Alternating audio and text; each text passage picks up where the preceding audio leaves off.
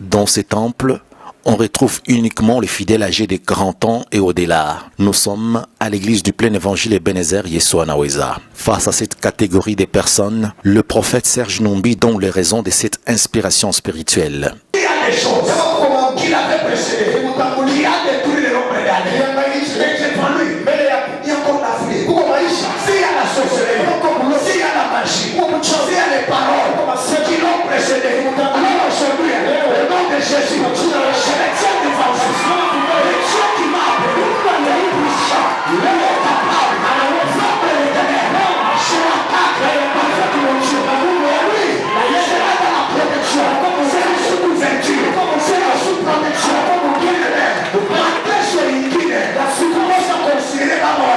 Ces personnes âgées ont reçu les bénédictions de la part de l'homme de Dieu qui, lors des fortes prières, a partagé la grâce sous l'onction du Saint-Esprit.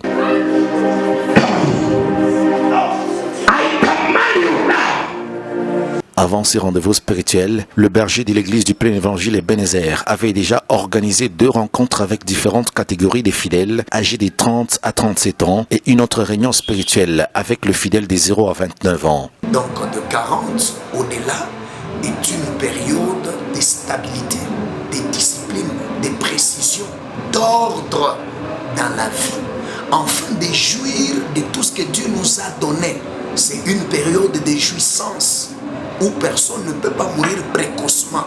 Dieu refuse la mort précoce aux gens de 40 et au-delà. Nous l'avons lu dans la parole. La Bible dit, celui qui mourra moins de 100 ans, il est mort, il meurt jeune. Et la Bible dit, vous bâtirez des maisons et vous y habiterez. Vous planterez des vignes. J'ai parlé de la vigne qui est la jouissance.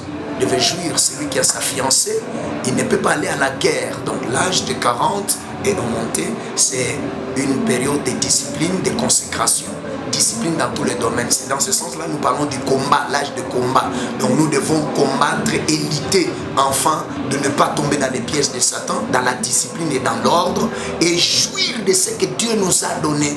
Alors s'il faut parler de 30 ans à 37 ans, c'est de 30 à 37 ans, parce que 38 ans, c'est l'âge de la grâce.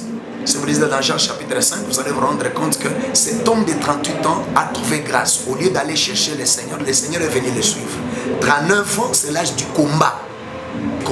Alors de 30 à 37 ans, c'est un moment où nous pouvons parler en termes de... C'est une période prophétique, l'accomplissement des prophéties, de la destinée prophétique.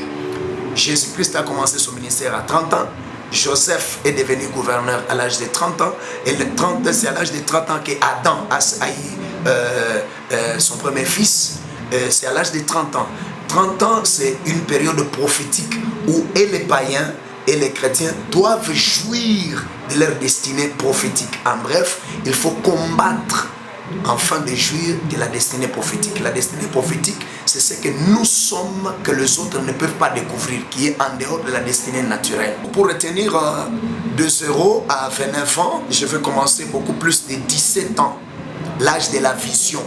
C'est l'âge de la vision où Joseph a vu la vision. Et la vision qui est une période où on doit jouer de 2 éléments. De ce que l'on est et ce que l'on a. Et pourquoi nous parlons de cet âge-là? Puisque c'est l'âge de combat où la personne, à cause de ce que tu es et ce que tu as, tu peux rencontrer des mauvais conseillers pour détourner ta destinée. De 2, tu peux rencontrer des combats liés à ce que tu es et ce que tu as. Ce que tu es et ce que tu as, ça peut être la beauté, ça peut être les talents naturels, ça peut t'attirer de combat, ou peut éviter dans un quartier où la voisine voit la beauté de la fille, le voisin, et peut dire des mauvaises choses sur cet enfant. C'est une période où la personne peut perdre le bonheur de toute une vie. C'est une période où il y a trop de secousses. C'est une période où la plupart des gens, où le diable utilise pour dérouter la destinée d'une personne. Avenue de l'Alliance numéro 59 dans le quartier Kra, c'est l'adresse de l'église du plein évangile Ebenezer Yeshua Naweza.